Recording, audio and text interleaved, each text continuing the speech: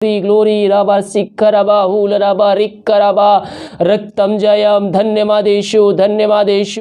आप सभी को जय मसीह की। आप सभी के लिए मैं लेकर आ गया हूँ शुक्रवार की वचन की सभा। मेरे प्रियो, आज का वचन आपके जीवन में एक परिवर्तन को लेके आने जा रहा है। तो ध्यान से और प्रार्थना पूर्वक आज बैठिए और इस वचन की सभा को ध्यान से सुनिए और प्रभु से प्रार्थना कीजिए कि प्रभु मुझको इन वचनों पे चलने में सहायता प्रदान कर। आइए हम इस सभा को प्रार्थना के साथ शुरू करते हैं। धन्यवादेशु धन्यवादेशु। Thank you Jesus. तेरे नाम की महिमा हो, स्तुति हो, प्रशंसा हो। Glory glory glory glory glory रबा शिखरबा हुल रबा रिक्करबा रक्तम जयम धन्यवादेशु धन्यवादेशु। प्रभु जी हम धन्यवाद पिता इन सारे बातों के लिए। पिता परमेश्वर दिन कार्य में अगुवाई किया, आने जाने में सहायता किया, हर बीमारी महामारियों से बचाए रखा और जीवितों के बीच में तूने जीवित रखा पिता परमेश्वर की हम तेरी आराधना कर सके। हम इस बात के लिए धन्यवाद देते हैं पिता। जो वचन बोया जाता है पिता परमेश्वर पवित्र आत्मा के द्वारा इन सारे भाई बहनों के हृदय में उतरने पाए पिता। पवित्र आत्मा के द्वारा पिता इन सब के वचनों पे चलने में सहायता करिए खुदावन, ताकि वचनों पे चल के पिता ये स्वर्ग राज में सहभागी हो सके खुदावन। हाँ प्रभु जी इन सारे भाई बहनों को तेरे हाथों में सौंपते हैं पिता। जो वचन सुनते हैं पिता इनके जीवन 30 गुना 60 गुना 100 गुना फलवंत होने में इनकी सहायता प्रदान करिए खुदावन। इस बात के लिए हम धन्यवाद देते पिता कि तूने हमें एक अवसर प्रदान किया कि हम तेरे उपस्थिति में बैठकर तेरे वचनों को पिता परमेश्वर बांट सके। हम इस बात के लिए धन्यवाद देते हैं। सारा आदर महिमा प्रशंसा करते हुए धन्यवाद का बलिदान तेरे चरणों में चढ़ाते हैं। सारे भाई बहनों को शुरू से लेकर अंत तक पवित्र आत्मा का अगुवाई में बैठा दीजिए पिता। जो वचन सुनते इनके हृदय में उतरने पाए। प्रार्थना सुना धन्यवाद ईश्वर पिताजी आशीष मांगते हैं। सुन दया ग्रहण कर। आमीन आमीन और आमीन। हालेलुया। तो मेरे प्रियो, आज का जो सब्जेक्ट है जीव को वश में करना।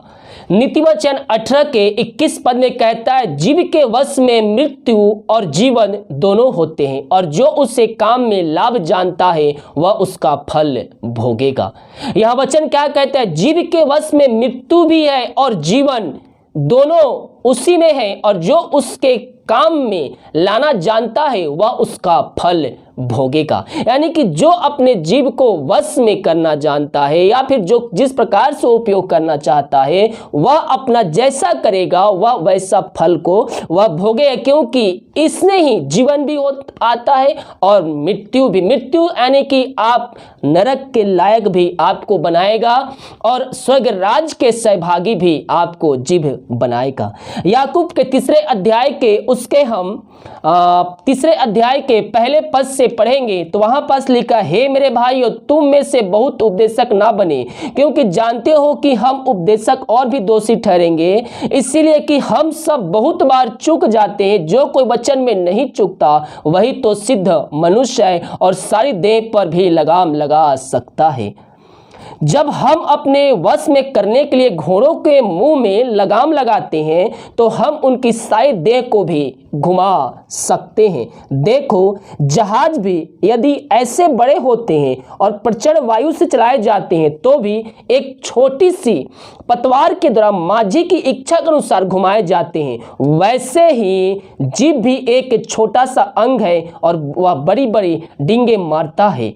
देखो थोड़ी सी आग से कितने बड़े वन में आग लग जाती है। जीभ भी एक आग है। जीभ हमारे अंगों में अधर्म का एक लोक है और सारी देह पर कलंक लगाती है और जीवन गति में आग लगा देती है और नरक कुंड की आग से जलती रहती है।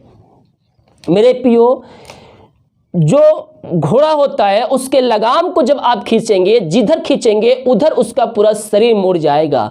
बड़े बड़े जहाज होते हैं, समुद्र में चलते हैं, वो केवल एक माझी, एक कैप्टन के द्वारा, एक चालक के द्वारा वो चलाया जाता है और वह जिधर चाहता है उधर उस नाव के मुंह को मोड़ देता है। एक जीभ भी हमारे छोटा सा एक अंग है। इस जीभ के द्वारा जैसा हम बोलेंगे, जैसा हम करेंगे वैसा हम प्रतिफल को पाएंगे। यह वचन क्या कहता है? देखो यह वचन क्या कहता है? वैसे जीभ भी एक छोटा सा अंग है और वह बड़ी बड़ी डींगे मारता है। देखो थोड़ी सी आग से कितने बड़े वन में आग लग जाता है। बहुत से लोग चुगली करते हैं, जो काम नहीं किए तो उनको अक्सर वो चुगली करते हैं ताकि उन पे वो दोष लगाया जाए। यहाँ वचन क्या कहता है, अक्सर कितने बार यह हो जाता है मेरे प्रियो, जो नहीं बोलना चाहेंगे वह बोलकर आशीष को हम श्राप में बदल देते हैं। झूठी तारीफ बड़ाई के लिए डिंक मार देते हैं, या बिना सोचे समझे बोलकर किसी का दिल दुखा देते हैं। आप अच्छी तरह जानते हैं कि जुबान से निकला वह शब्द वापस से नहीं आता है।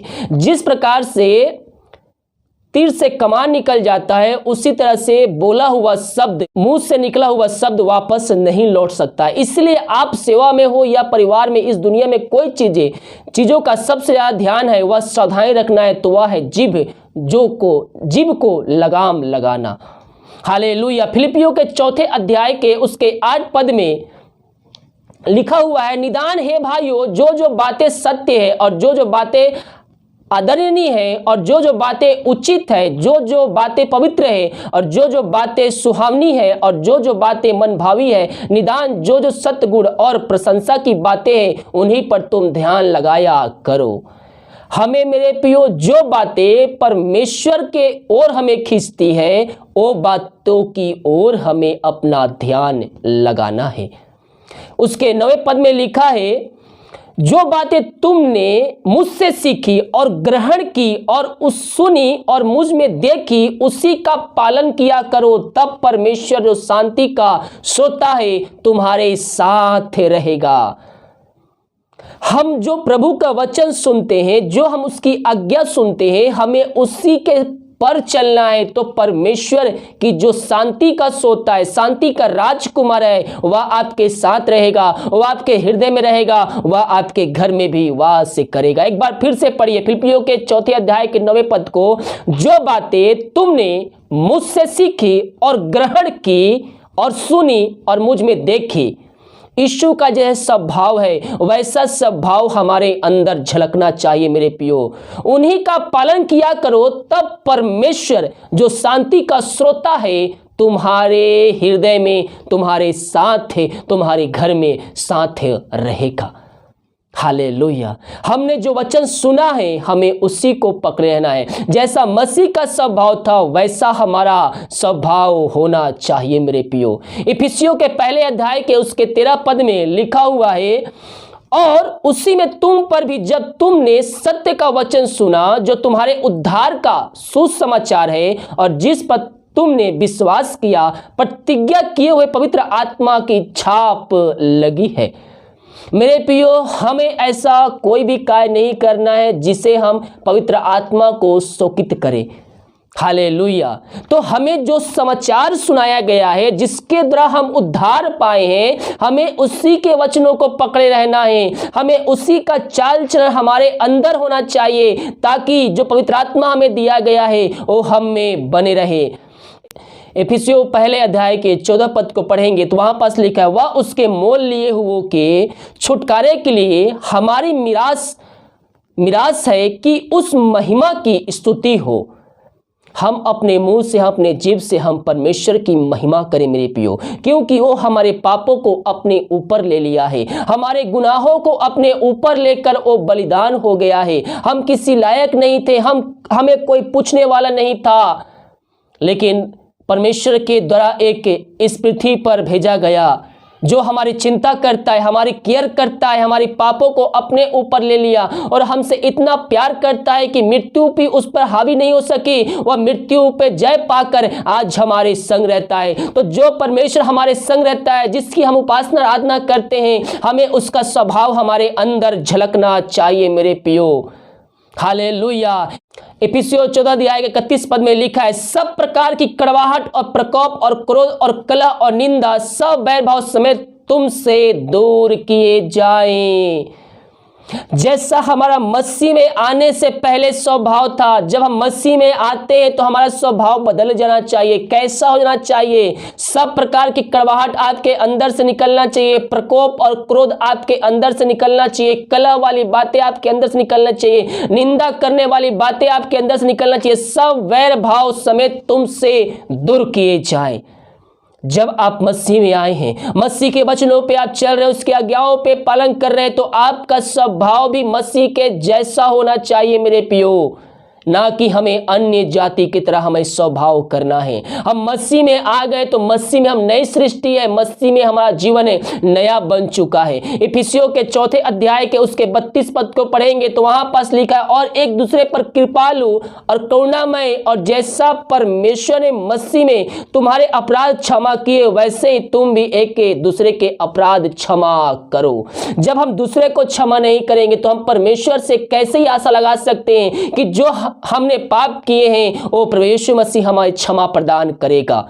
जब हम एक दूसरे को क्षमा नहीं करते हैं तो प्रभु यीशु मसीह हमारे पापों को क्यों क्षमा करेगा। मेरे प्रियो, आपका नाम जीवन के पुस्तक में लिखा जा चुका है। सतर्क रहे कहीं आपका नाम उस जीवन के पुस्तक से काट ना दिया जाए, क्योंकि जिसको लिखने का अधिकार है उसको वहां से काटने का भी अधिकार है। अगर आप मसीह के वचनों पे चल रहे हैं तो उसकी आज्ञाओं पे आपको बने रहना है। ये नहीं कि मैं उद्धार पा लिया हूं, मैं पवित्र आत्मा पा लिया हूं तो मुझको जो मेरे मन में आए वो मैं करूंगा। नहीं मेरे प्रियो, हमें उद्धार पा लिए तो उसको उद्धार को बनाए रखने के लिए हमें उसके वचनों पे हमें चलना है। जब हम मसीह में आ गए हैं तो उसके वचनों को पालन करना हमारे जीवन का एक संपूर्ण कर्तव्य है। हालेलुया। हम पवित्र आत्मा पा लिए हैं तो ये नहीं कि वो हमारे साथ सदा रहेगा। पवित्र आत्मा आपने पा लिया है तो उस पवित्र आत्मा को बनाए रखने के लिए, पवित्र आत्मा में और भरते रहने के लिए आपको उसके वचनों पे चलना होगा। आप जब प्रभु के विरुद्ध में कार्य करते तो पवित्र आत्मा आपसे अलग हो जाता है मेरे प्रियो। हालेलुया। इसीलिए मेरे प्रियो, हमें उसी के वचनों को पकड़े रहना है। हमें अपने जीभ को लगाम लगाना है, क्योंकि वह एक आग है और वह बड़े से बड़े वनों को जलाकर वो खाक कर देती है। देखिए यहाँ पास याकूब 3 अध्याय के उसके 6 पद में लिखा है, जीभ भी एक आग है, जीभ हमारे अंगों में अधर्म का एक लोक है। इसी जीभ से हम प्रभु की महिमा करते हैं, इसी जीभ से हम दूसरों को निंदा भी करते हैं, बुराई भी करते हैं, चुगली भी करते हैं। लेकिन हमें ये सब चुगली बुराई हमारे जीवन से दूर होनी चाहिए और हमारा जीवन मसीह में नया हो जाना चाहिए। और कहता है आगे, जीभ हमारे अंगों में अधर्म का लोक है और सारी देह पर कलंक लगाती है। ये जीभ जो है आपके पूरे शरीर पर आपको कलंक लगाती है, पूरी देह पर कलंक लगाती है और जीभ की गति में आग लगा देती है और जीवन की गति में आग लगा देती है और नरक कुंड की आग से जलती रहती है। क्योंकि हर प्रकार के वन, पशु, पक्षी, रेंगने वाले जंतु और जलचर तो मनुष्य जाति के वश में हो सकते हैं और हो भी गए हैं, पर जीव को मनुष्य में कोई वश में नहीं कर सकता। वह एक ऐसी बला है जो कभी रुकती ही नहीं। वह प्राण नाशक विष से भी भरी हुई है। इसी से हम प्रभु और पिता की स्तुति करते हैं और इसी से मनुष्यों को जो परमेश्वर के स्वरूप में उत्पन्न हुए हैं श्राप भी देते हैं। मेरे प्रियो, हमें किसी को श्राप नहीं देना है। अगर आप एक आशीषित व्यक्ति हैं तो हमें अपने मुंह से किसी को भी श्राप नहीं देना है, बल्कि हमें श्राप के बदले हमें उनको आशीष ही देना है। 10वें पद में लिखा है, एक ही मुंह से धन्यवाद और श्राप दोनों निकलते हैं। हे मेरे भाइयों, ऐसा नहीं होना चाहिए। क्या सोते के एक मुंह से मीठा और खरा जल दोनों निकल सकता है? यहाँ प्रभु का वचन हमसे कहता है, क्या एक सोता से खरा और मीठा मधु बह सकता है? नहीं मेरे प्रियो, या फिर उससे खरा निकलेगा या फिर उससे मीठा निकलेगा। इसीलिए हमें अपने आप को जांचना है। हमें बोलने से पहले सोचना है कि हम क्या बोल रहे हैं। क्या सोते के एक मुंह से मीठा और खरा जल दोनों निकल सकता है? हे मेरे भाइयों, क्या अंजीर के पेड़ में जैतून या दाख की लता में अंजीर लग सकते हैं? वैसे ही खारे सोते से मीठा पानी नहीं निकल सकता है। इसीलिए हमें क्या करना है? हमें अपने जीभ को वश में करना है। हमें उसके वचनों पे हमें चलना है। हालेलुया। जब हम उसके वचनों को पकड़ रहेंगे मेरे प्रियो, तो हम आशीषों से भरपूर हो जाएंगे। हम मसीह के वचनों पे चलते रहेंगे तो पवित्र आत्मा हमें भरपूर करते जाएगा। मसीह में हम जड़ पकड़ते जाएंगे मेरे प्रियो। हालेलुया। जो वचन हमने सुना है, जो वचन सुना है, प्रभु से प्रार्थना करें मेरे प्रियो कि हाँ प्रभु, जो वचन सुना हूँ पवित्र आत्मा के द्वारा मुझे उस पर चलाने में सहायता प्रदान करें। कहीं ऐसा ना हो कि जो जीभ से आप जीवन की बातें बोलते हैं वो आपके लिए मृत्यु का बातें आपके मुंह से निकले और आप उसको नरक के लायक आपको बना दें। यहाँ नीति वचन 18 अध्याय के 21 पद में कहता है, जीव के वश में मृत्यु और जीवन दोनों होते हैं। जब अपने मुंह से, अपने जीभ से ऐसी बातें निकालते हैं जो परमेश्वर के विरुद्ध में होते हैं, वह बातें आपको नरक के लायक बनाता है, यानी कि मृत्यु के लायक बनाता है। और उसी मुंह से आप परमेश्वर की महिमा करते, स्तुति करते हैं, अच्छे अच्छे कार्यों के लिए अपने मुंह को खोलते हैं, तो वह आपको जीवन की ओर ले जाता है, वह आपको स्वर्ग राज में सहभागी बनाता है। और जो उसे काम में लाना जानता है, जो अपने जीभ, अपने मुंह को काम में लाना जानता है, वह उसका फल भोगेगा। हालेलुया। मेरे प्रियो, हमें अपने जीभ पर लगाम लगाने की जरूरत है। कहीं ऐसा ना हो कि आपकी आशीष आपके श्राप में बदल जाए। हमें प्रभु से प्रार्थना करना है, प्रभु मेरी सहायता प्रदान करिए इन वचनों पे चलने के लिए। जब प्रभु से हम प्रार्थना करेंगे मेरे प्रियो, पवित्र आत्मा हमें सहायता करेगा वचनों पे चलने के लिए। हम आज से निर्णय लें कि हम प्रभु के वचनों पे चलेंगे और जो आवश्यकता है बोलने के लिए वही बात हम अपने मुंह से, अपने जीभ से हम निकालेंगे। हालेलुया। परमेश्वर वचनों के द्वारा आप सबको आशीष प्रदान करें। आइए हम प्रार्थना की ओर चलते हैं। धन्यवाद यीशु, धन्यवाद यीशु। Thank you Jesus. तेरे नाम की महिमा हो, स्तुति हो, प्रशंसा हो। Glory to God, glory to God. Hallelujah, hallelujah. रक्तम जयम, रक्तम जयम। धन्यवाद यीशु, धन्यवाद यीशु। Thank you Jesus. तेरे नाम की महिमा हो, स्तुति हो, प्रशंसा हो। Glory, glory, glory, glory, glory. रबर सिखरबा हुल रबा रिखरबा रक्तम जयम। धन्यवाद यीशु, धन्यवाद यीशु।